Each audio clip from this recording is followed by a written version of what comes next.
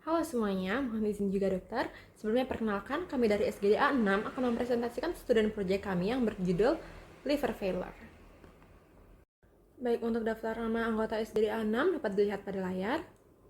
Untuk pembahasan pertama itu akan dimulai dari bab 1 yang nanti akan membahas mengenai latar belakang, rumusan masalah, tujuan penulisan, dan juga manfaat penulisan. Pembahasan berikutnya akan dilanjutkan dengan bab 2 yang nanti akan bahas mengenai definisi, etiologi, patofisiologi, epidemiologi, klasifikasi, tata cara penegakan diagnosis, diagnosis banding, penata laksanaan, pencegahan, dan juga prognosis. Pembahasan terakhir yaitu pada bab 3 nanti akan membahas mengenai simpulan dan juga saran.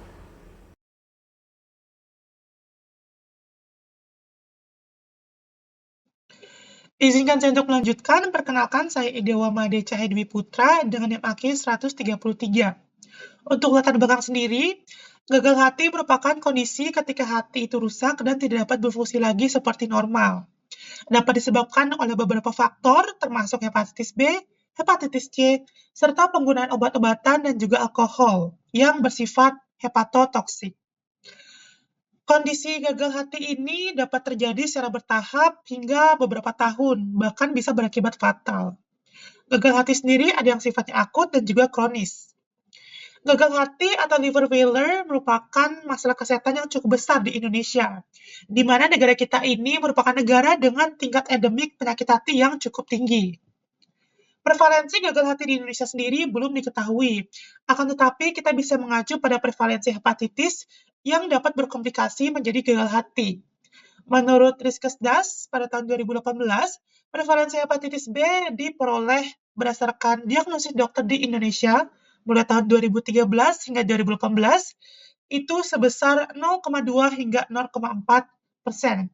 Sedangkan menurut data Kementerian Kesehatan menunjukkan bahwa prevalensi hepatitis B pada tenaga medis dan tenaga kesehatan di Indonesia saat ini sebesar 4,7%. Untuk rumusan masalah sendiri dapat dilihat pada layar. Yang pertama, apakah pengertian dari liver failure? Bagaimana etiologi dari liver failure? Bagaimana patofisiologi dari liver failure? Bagaimana epidemiologi dari liver failure? Apa saja sih klasifikasi dari liver failure? Bagaimana tata cara penegakan diagnosis dari liver failure? Apa saja diagnosis banding dari liver failure? Bagaimana penata laksanaan dari liver failure? Bagaimana cara pencegahan dari liver failure? Dan yang terakhir, bagaimana prognosis dari penyakit liver failure? Sekian dari saya, terima kasih. Baik, adapun tujuan daripada pembuatan student project ini yaitu untuk mengetahui pengertian dari liver failure, untuk mengetahui etiologi dari liver failure, untuk mengetahui patofisiologi dari liver failure, untuk mengetahui epidemiologi dari liver failure, untuk mengetahui klasifikasi dari liver failure, untuk mengetahui tata cara penegakan diagnosis dari liver failure, untuk mengetahui diagnosis banding dari liver failure, untuk mengetahui penata laksanaan dari liver failure, untuk mengetahui cara pencegahan dari liver failure, dan untuk mengetahui prognosis dari liver failure. Baik, manfaat yang dapat diberikan dalam penulisan ini yaitu yang pertama, manfaat yang akan diberikan bagi sivitas akademika. Kajian ini diharapkan dapat menjadi sumber referensi terkait dengan liver failure. Dengan adanya edukasi ini, dapat menambah wawasan dan juga ilmu pengetahuan mengenai perkembangan dunia medis sehingga dapat terbentuknya sumber daya manusia yang berkualitas dan juga bermutu. Manfaat yang akan diberikan bagi masyarakat, kajian ini diharapkan dapat memberikan informasi mengenai definisi, etiologi, epidemiologi, patofisiologi, gejala klinis, tata cara penegakan diagnosis, diagnosis banding, tata laksana pencegahan, dan prognosis liver failure. Untuk manfaat yang akan diberikan bagi pemerintah, kajian ini diharapkan dapat menjadi suatu solusi maupun referensi untuk meningkatkan tingkat kualitas kesehatan di Indonesia.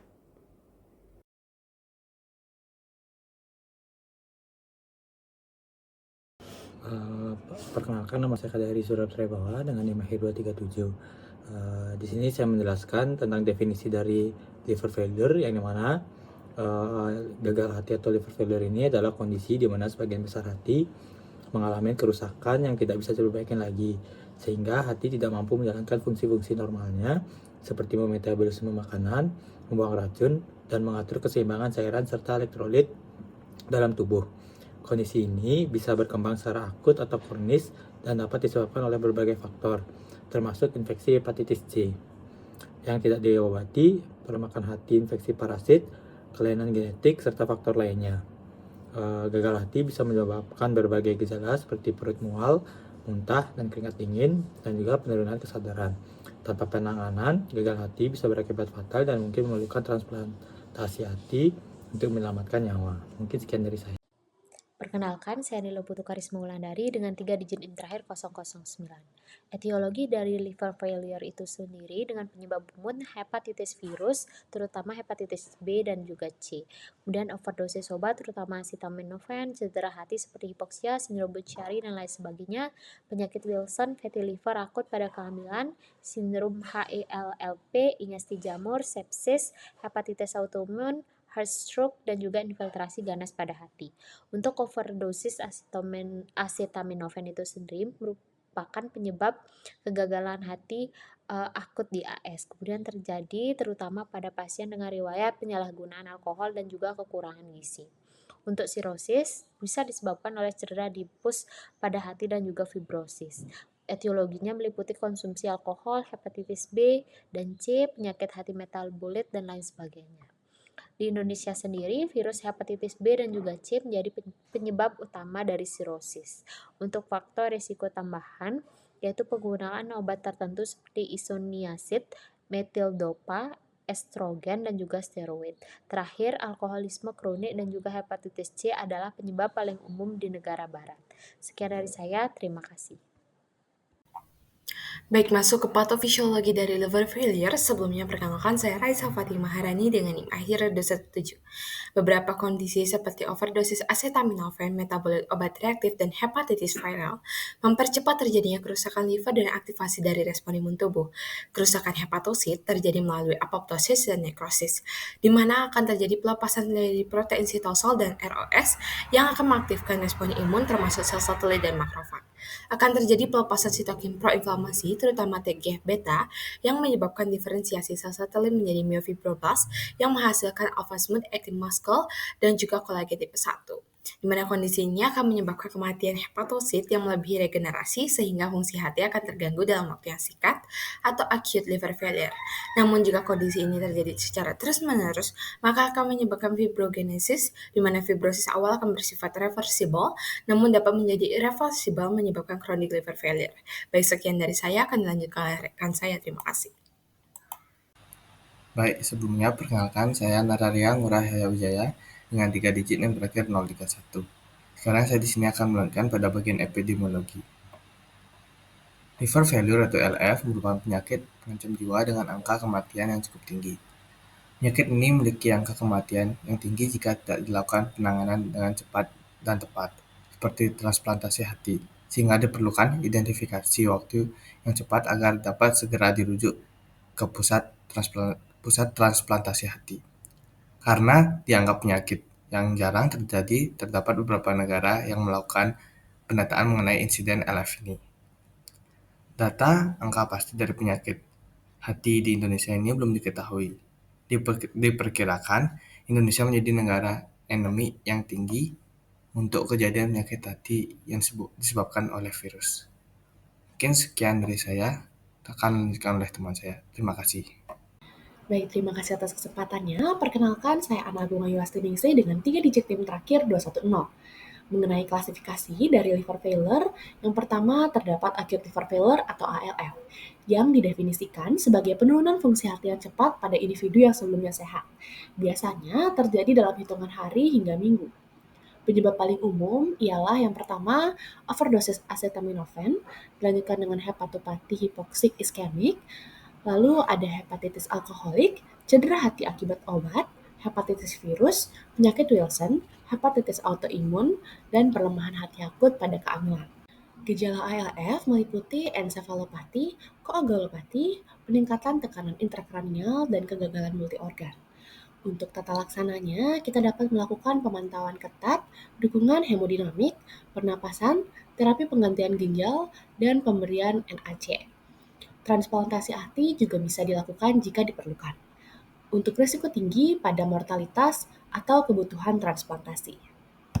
Klasifikasi yang kedua adalah acute on chronic liver failure atau ACLF, yang terjadi pada pasien dengan penyakit hati kronis yang sudah ada sebelumnya dan ditandai oleh dekompensasi akut dan kegagalan organ multiple.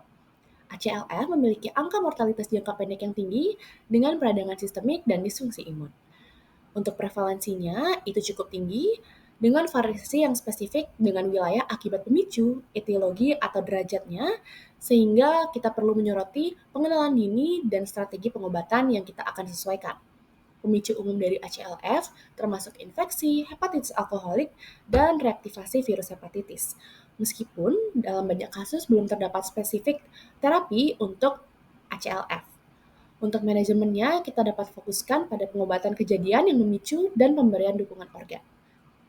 Untuk klasifikasi yang ketiga, yakni ada chronic liver failure atau gagal hati kronis, yang berkembang selama berbulan-bulan hingga bertahun-tahun, yang sering disebabkan oleh penyakit hati kronis seperti sirosis, penyakit hati berlemak non-alkoholik atau NAFLD, dan steatohepatitis non-alkoholik atau NASH. Pada pasien dengan diabetes tipe 2 dan obesitas, progresi dari NAFLD ke NASH dan berakhir ke karsinoma hepatoseluler atau HCC merupakan hal yang paling umum. Perkenalkan, nama saya Imade Yogi Satria Dharma Putra dengan 3 digit NIM terakhir 202. Di sini saya izin menjelaskan mengenai tata cara penegakan diagnosis. Untuk menegakkan suatu diagnosis, kita dapat memperolehnya dari hasil anamnesis dan pemeriksaan fisik. Informasi dari riwayat pasien sangat diperlukan untuk mendapatkan kemungkinan pasti dari penyakit liver failure dan menegakkan diagnosis dengan tepat. Anamnesis dan pemeriksaan fisik harus dilakukan secara lengkap. Dalam proses menanyakan riwayat pasien, penting untuk menanyakan gejala spesifik yang biasanya terkait dengan penyakit liver failure. Pada pasien yang mengalami liver failure, pada awalnya akan timbul gejala yang tidak spesifik seperti mual dan malaise. Setelah itu akan disusul dengan timbulnya penyakit kuning atau jaundice dan encephalopati hepatik. Pada tahap awal, penyakit kuning tidak banyak hubungannya dengan perubahan neuropsikiatri yang mungkin terjadi sebelum penyakit kuning. Selanjutnya akan muncul takikardi, hipotensi, hiperventilasi, dan demam serta diikuti oleh penyakit kuning atau jaundice yang semakin parah. Pada pemeriksaan abdomen, akan ditemukan nyeri di kuadran kanan atas, dan ukuran hati pada penyakit ini biasanya akan mengecil, serta ditemukan juga asites. Terdapat komplikasi umum dari gagal hati akut meliputi infeksi, gangguan hemodinamik, dan edem cerebral. Selain dari anamnesis dan juga pemeriksaan fisik, diperlukan juga pemeriksaan penunjang berupa pemeriksaan laboratorium. Pemeriksaan penunjang yang dilakukan yaitu pemeriksaan darah lengkap, tes fungsi hati, pemeriksaan imaging, dan apabila diperlukan pemeriksaan sampel jaringan hati. Dilihat dari hasil imaging CT scan, menunjukkan adanya nodularitas dari permukaan hati, parenkim hati yang sangat heterogen, dan juga asites. Sekian, terima kasih.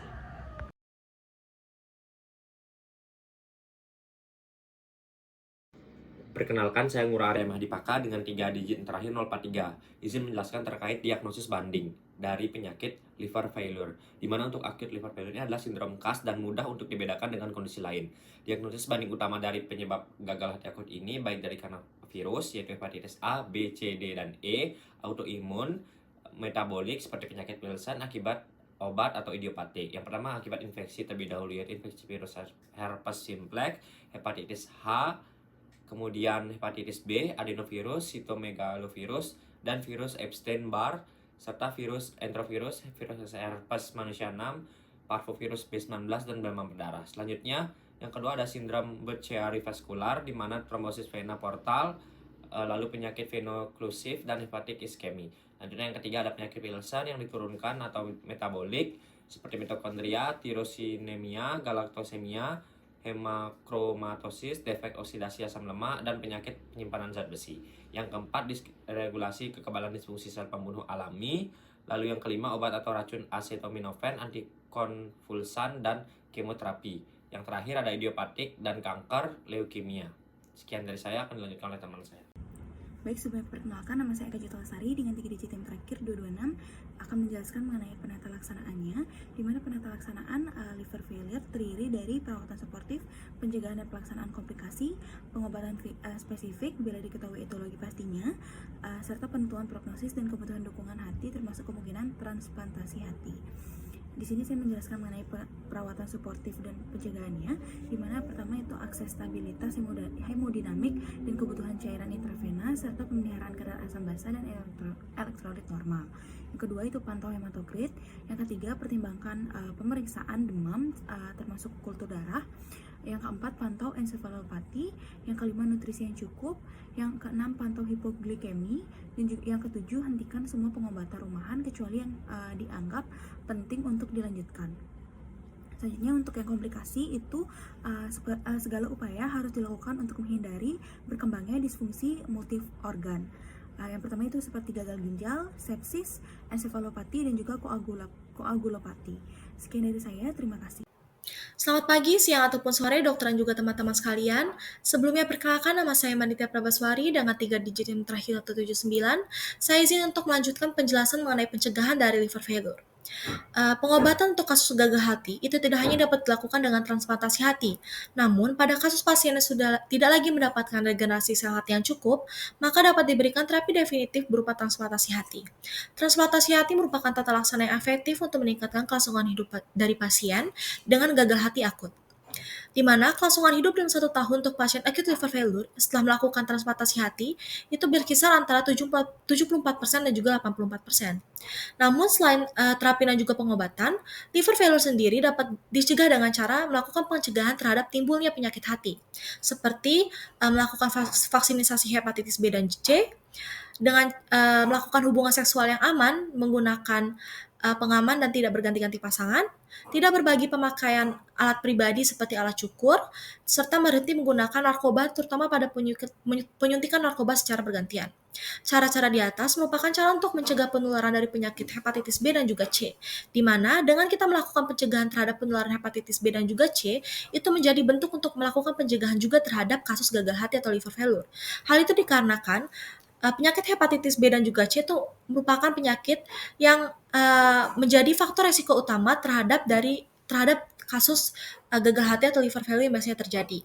Namun selain itu, menjaga berat badan yang ideal dan juga rutin berolahraga sangat penting dalam mencegah terjadinya liver failure, khususnya untuk konteks penyakit hati berlemak non-alkohol atau non-alcoholic fatty liver disease atau NAFLD, dan juga untuk kasus sirosis hati yang nantinya akan berkembang menjadi penyakit gagal hati juga. Mungkin sekian penjelasan saya mengenai pencegahan dari liver failure. Terima kasih, saya lanjutkan lagi kepada teman saya. Baik, perkenalkan nama saya Nimadelia Amanda Setiawati dengan 3 digit NIM terakhir 110. Saya akan menjelaskan mengenai prognosis dari liver failure atau gagal hati. Jadi di sini gagal hati yang dimaksud mencakup ALF atau acute liver failure dan juga ACLF atau acute on chronic liver failure. Jadi merupakan kondisi serius yang ditandai dengan penurunan fungsi hati secara cepat sehingga berkaitan dengan prognosisnya umumnya buruk dengan tingkat kematian jangka pendek yang cukup tinggi. Jadi dikembangkan berbagai penelitian yang berupaya mengidentifikasi faktor-faktor prognostik dan model prediktif untuk meningkatkan hasil dari pasien yang dapat mengidentifikasi dari jumlah kematian atau angka kematian dari pasien-pasien dengan gagal hati. Kemudian, skor yang sering digunakan merupakan CLIF-C atau Chronic Liver Failure Konsortium yang menjadi prediktor kuat untuk memprediksi angka kematian pada 30 hari dan juga 90 hari untuk pasien acute on chronic liver failure atau ACLF. Kemudian ada juga nomogram yang digunakan untuk menggabungkan faktor-faktor seperti serum interleukin 6, bilirubin, dan juga skor Child-Pugh yang menunjukkan kinerja prediktif yang baik untuk kematian 28 hari, 90 hari, dan juga 180 hari pada pasien gagal hati. Kemudian secara lebih lanjut juga dikembangkan Artificial Neural Networks atau ANN yang dapat menunjukkan akurasi tinggi dalam memprediksi kematian 30 hari dan 90 hari pada pasien dengan ACLF. Dalam hal ini, peradangan sistemik dan kegagalan organ merupakan faktor utama dalam perkembangan dari prognosis gagal hati. Pada pasien gagal hati, tingginya tingkat serum eksosom yang berasal dari karbamoil fosfat sintase atau CPS1 terkait dengan hasil yang buruk pada LF yang disebabkan oleh HEV. Selain itu, diabetes secara signifikan meningkatkan risiko kematian pada pasien dengan ACLF terkait dengan HBV, dan dalam hal ini penilaian melalui CT scan operasi yang menunjukkan splenomegali, atrofi hati, dan juga rasio diameter vena cava dapat memprediksi kelangsungan hidup atau prognosis pasien dalam 1 tahun pasca transplantasi hati pada pasien dengan ACLF. Jadi di sini tingginya kadar laktat dehidrogenase atau LDH juga bersifat prognostik pada ALF yang disebabkan oleh acetaminophen dan dapat melampaui kriteria tradisional seperti KCC. Demikian penjelasan mengenai prognosis dari gagal hati dan liver failure yang dapat saya jelaskan. Terima kasih.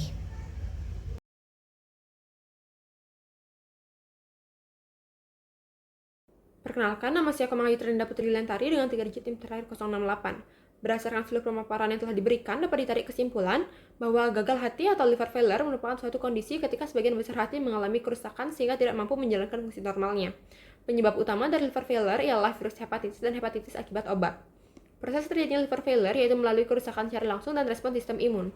Apabila terdapat cedera pada hepatosit, ini juga akan menyebabkan kerusakan dan kematian sel liver. Angka kejadian liver failure di Indonesia saat ini masih belum diketahui secara pasti. Namun, diperkirakan Indonesia menjadi negara endemik yang tinggi untuk kejadian penyakit hati yang disebabkan oleh virus. Liver failure ini dapat diklasifikasikan menjadi acute liver failure atau ALF, acute and chronic liver failure atau ACLF, chronic liver failure. Tata cara penegakan diagnosis liver failure dapat melalui anamnesis, pemeriksaan fisik, dan juga pemeriksaan laboratorium. Diagnosis banding liver failure ialah sindrom Buchiari vaskular, penyakit Wilson, dan juga penyakit Wilson yang diturunkan. Penata laksanaan liver failure terdiri dari perawatan suportif, pencegahan, dan penata laksanaan komplikasi. Untuk pencegahan dari liver failure dapat dilakukan dengan melakukan vaksinasi hepatitis B dan juga C, melakukan hubungan seksual yang aman serta tidak berganti-ganti pasangan dan menggunakan pengaman, menjaga berat badan ideal dan rutin berolahraga. Peradangan sistemik dan kegagalan organ adalah faktor utama dalam perkembangan dan prognosis gagal hati. Prognosis pada gagal hati ini umumnya buruk dengan tingkat kematian jangka pendek yang tinggi. Saran yang dapat kami sampaikan yaitu bagi pembaca, penulis berharap pembaca dapat memahami dan menelaah isi dari student project ini yang mengkaji tentang liver failure sehingga pengetahuan dan ilmu yang dibagikan dapat tersampaikan dan diterapkan dengan baik. Bagi institusi, diharapkan dapat lebih menambah referensi di sumber kepustakaan mengenai liver failure serta menambah wawasan dan pengetahuan mengenai liver failure terhadap akademisi. Baik, sekian presentasi student project dari SGDA 6. Terima kasih.